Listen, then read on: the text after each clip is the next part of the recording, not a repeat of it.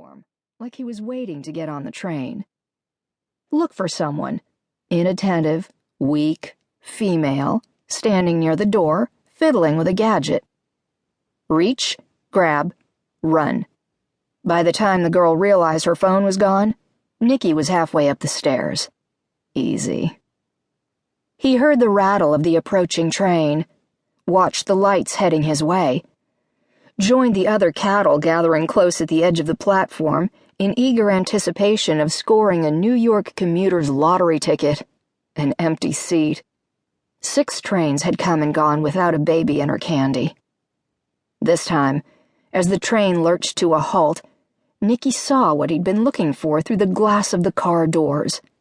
Eyes down, phone out. Reddish blonde hair pulled into a ponytail at the nape of her neck.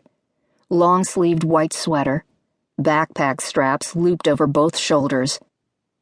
Despite the train's lurch, she typed with 2 hands, stabilizing herself against the bounce with her core strength. Maybe that should have been a sign.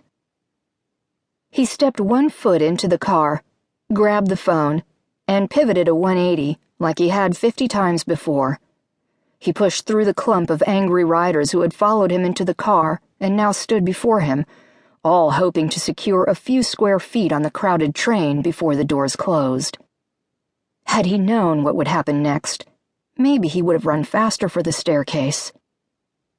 It wasn't until he hit the top of the landing that he realized he had a problem. Somehow, he heard it. Not the sound of the shoes, but the sound of surprised bystanders reacting. "Hey, what the? You lost your shoe, lady!" "Oh my God, David, we have to leave the city." Nicky sneaked a glance behind him to see the woman kicking off her remaining ballet flat as she took 2 steps at a time in pursuit.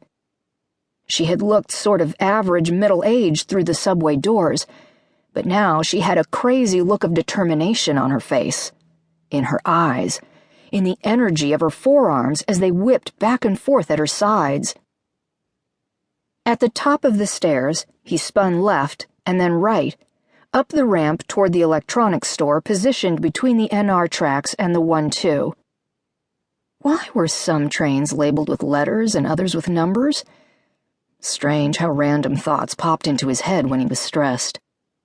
He could hear the thump of an old Run DMC song that his father listened to when he was still around. Nicky was in luck.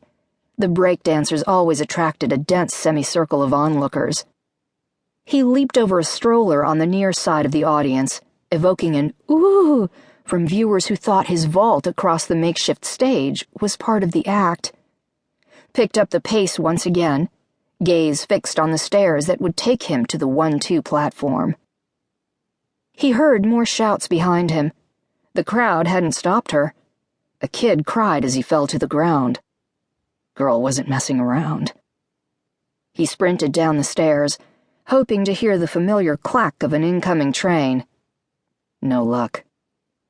He thought about abandoning the phone, but the platform was too packed. The phone would fall to the ground, unnoticed by her, scooped up by someone whose good luck today rivaled his bad. He decided to use the crowd to his advantage.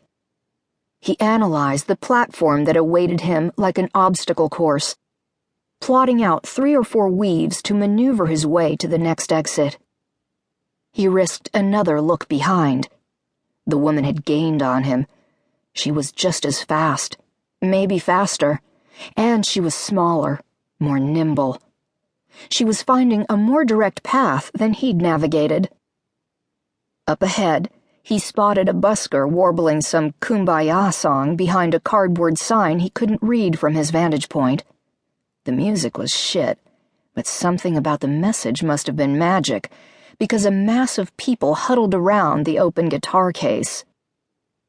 They were spread out across the platform, no gaps that he could see. She was still gaining on him. He heard the distant clack of a train, saw lights coming on the left, a local train north. 1 pivot around the crowd, and he'd be fine. He'd keep running until the train stopped, hop on board at the last second.